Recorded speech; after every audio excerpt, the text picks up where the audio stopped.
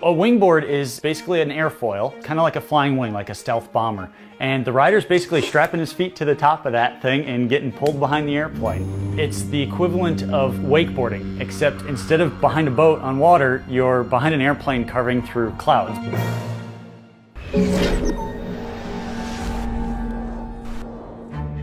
I'm a tinkerer. Since I was a kid, I was the one taking things apart and trying to figure out what I could build from them in the basement.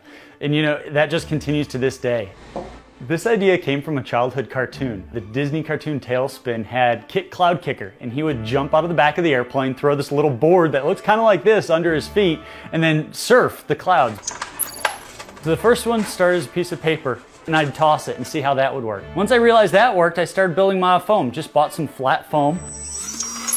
Oh. And from there, we just started scaling up. He's upright. Yeah. Version 5 was the first real rider, human rider, that could make most of the motions that the rider could. But it wasn't quite big enough to get all the safety features into it and to really show that this is going to work in full scale. Parachute attached. That's where we got to where we're at today with version 6, the 40% prototype. The human rider's actually been the biggest design challenge of all this. It's like designing a human from scratch.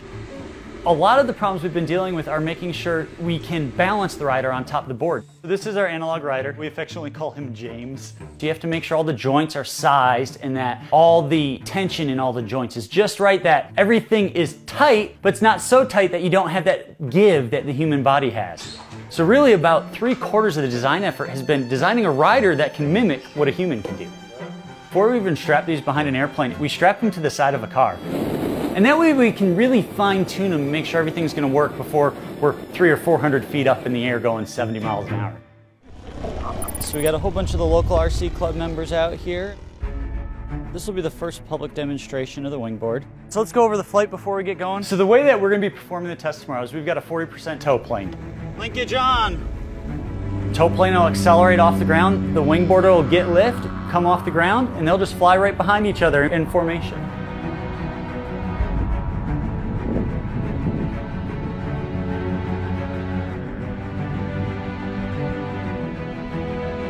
All right, a little bit lower on this next one as we come around. Some of the things we're looking for in testing is stability and control. We want to make sure that the wingboard's stable, that the rider's able to withstand the forces that he's experiencing.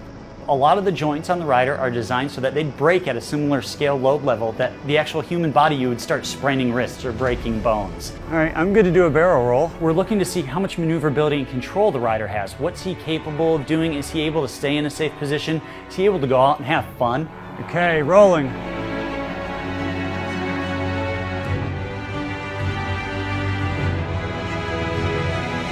That was gorgeous. Where I really trace the wingboard back to is the wingsuit guys. It's aimed at the wingsuit flyers that are bored of jumping off the mountains now and only being able to fly for 60 or 90 seconds. You can fly for as long as your muscles are going to let you. That's going to be the limit now. All right, we're going to be popping the chute on this pass.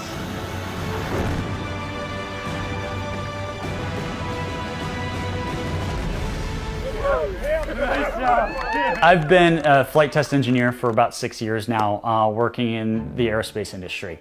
My 9-to-5 job since I got out of college has been testing. I test everything from small UAVs to large full-size aircraft. That's my bread and butter. So I'm out here in the workshop from about 8 until 1 in the morning every day working on this. A lot of these designs come out of garages. The wingsuits came out of garage. A guy was sewing them up using his wife's sewing machine. And that's really where this gets the start too.